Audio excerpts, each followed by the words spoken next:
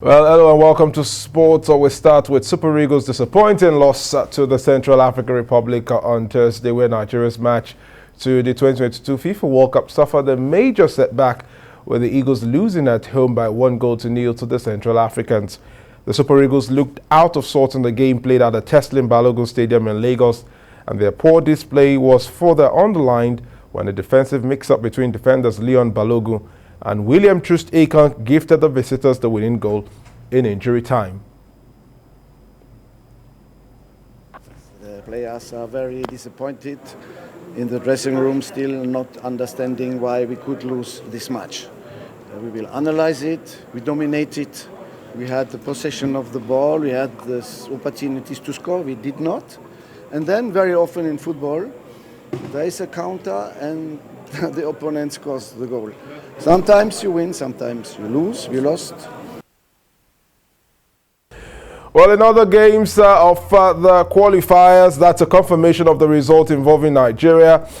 Cape Verde beat Liberia by 2-1 away from home in Monrovia. That's a very big one in the group where Nigeria is also competing. Equatorial Guinea edged out Zambia by 2-0. Uganda pipped Rwanda by 1 goal. Benin Republic got a massive 1-0 win away at Tanzania, while the Democratic Republic of Congo were 2-0 winners over Madagascar. Well, Amodi Aokwelegbe is a broadcast journalist. He joins us this morning to review the Super Eagles' performance against the Central Africans in the World Cup qualifiers. Good morning to you, Amodi. Welcome to TVC Breakfast. A lot of disappointment, no doubt, for Nigeria. How did you receive that result yesterday? Good morning, Manuel. Good to be here. I mean, it was shocking. It was unexpected. And I'm sure a lot of Nigerians will agree with me that it's totally unacceptable. We can't accept that kind of performance. It was lackluster. It was atrocious. I don't know what to make of it. I heard Ghana Raw just a couple of minutes ago saying, we win some, we lose some. Come on, we can't be losing to Central African Republic in Lagos, a team ranked 124th in the world. We are ranked 34th. If you know what this would do to the FIFA rankings, to our FIFA rankings, then I don't think Ghana Raw should be saying we lose some, we win some. Not against the Central African Republic. It's totally unacceptable, man. It's totally unacceptable, no doubt, Amodia. But what went wrong with the team on a day when they should be coasting to victory? Was it the selection? Was it the absence of some key players?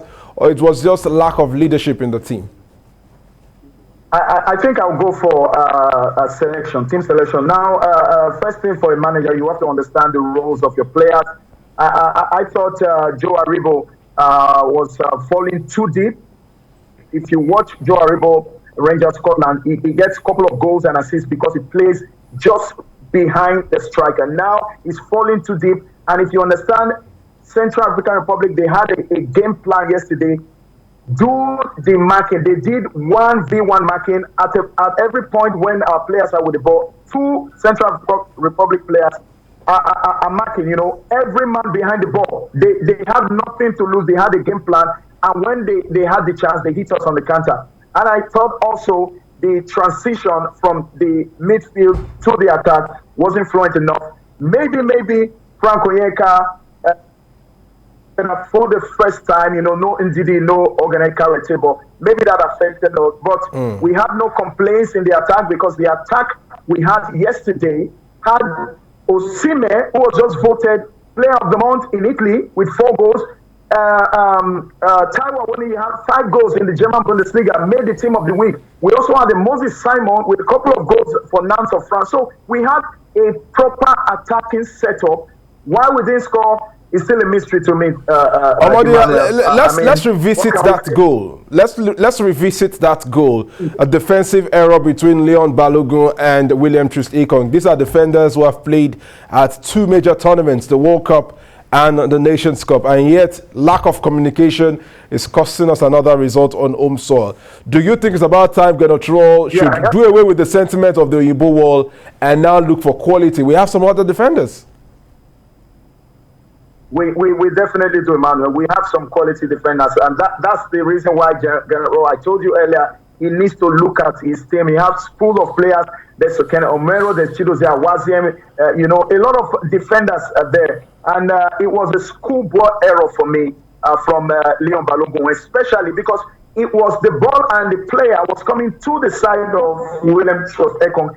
For center defenders, from my training as a footballer and as a defender back in the days, when one defender is going to meet an attacker with the ball, the other defender gives him depth. There's a depth you give him so that if he loses the ball, you have the chance to recover it. Now, the two central experienced, in quote, defenders went for a player, a Central African Republic player, and the ball. And at the end of the day, they end up losing it, and it was just a tapping. There was nothing Uzor could do. Schoolboy error, if you ask me. And I think it's now time to look into the pool of players that we have and start making changes, because we can't get into the African Nations Cup and play this way, or get into the final phase of the World Cup, because as it stands now, fortunately, we still top the group with 6 points.